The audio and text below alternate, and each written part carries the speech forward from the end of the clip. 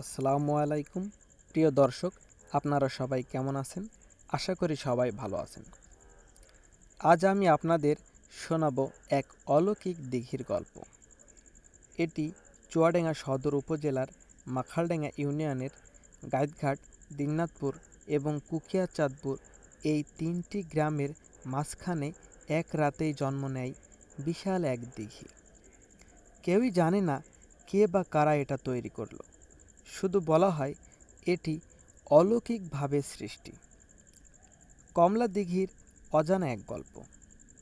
এই দিঘিটি গড়ে উঠেছে প্রায় ১০০ বিঘা জমির উপর। আজ যেখানে আপনারা শুধু শান্ত জল আর সবুজ গাছপালা দেখছেন, একদিন এখানে ছিল ফসলের জমি আর মানুষের চলাচল। প্রবীণ বৃদ্ধরা বলেন এই জায়গাটি ছিল তিনটি গ্রামের মিলনের জায়গা। তিন গ্রামের লোকেরা মিলে এখানে একসাথে বসবাস করত। আর এই দিঘির পিছনে লুকিয়ে আছে অদ্ভুত ঘটনা। একদিন হঠাৎ করে পুরো জায়গাটা পানি দিয়ে ঢাকা পড়ে যায়। কোথা থেকে এত জল এলো কেউই ঠিক করে বলতে পারে না। কেউ বলে এটা প্রকৃতির একটা রহস্য, আবার কেউ বলে এটা অলৌকিক ঘটনার ফল।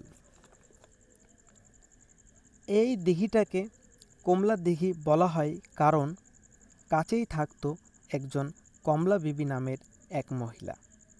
তার নামেই এই দিঘির পরিচয়। শুনেছেন কি, যদি কারো বিবাহ হতো বা অনুষ্ঠান চলতো, কেউ যদি বলতো আমার থালাবাটি দরকার, তাহলে এই দিঘির পানির উপরে ভেসে আসতো থালাবাটি। আর অনুষ্ঠান শেষে সেগুলো ফেরত দিলে আবার তারা অদৃশ্য হয়ে যেত। কিন্তু দুঃখের বিষয়, কোনো এক মহিলা একটি থালা বা বাটি চুরি করে রেখে দিয়েছিলেন।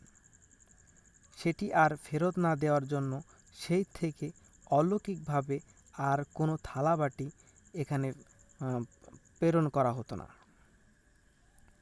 গ্রামের লোকজন বিশ্বাস করত এটা কমলা বিবির দান বা বরকত। আর তাই এই দিঘির নাম রাখা হয় কমলা দিঘি। আজও এই দিঘির গল্প মানুষের মুখে মুখে শোনা যায়। এখানে নানা ধরনের মাছ ও জলজ গাছপালা থাকে। শীতকালে অনেক পাখিও আসে এখানে। অনেক মানুষ পিকনিক করতে আসে। ঈদ অনুষ্ঠানে এখানে জনস্রোত বয়ে যায়।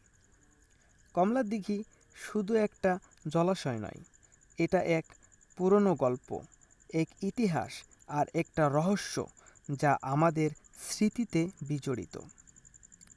আপনিও যদি কখনো এখানে আসেন, শুনবেন পানির মৃদু শব্দ আর প্রকৃতির মৃদু গুঞ্জন। কমলা দিঘি আজও আমাদের মাঝে একটা ছোট্ট অলৌকিক চমক হয়ে থাকবে। এই ছিল কমলা দিঘির গল্প। ভালো লাগলে ভিডিওটি সাবস্ক্রাইব এবং শেয়ার করতে ভুলবেন না প্লিজ। ধন্যবাদ সবাইকে। আবার দেখা হবে অন্য কোনো গল্পে।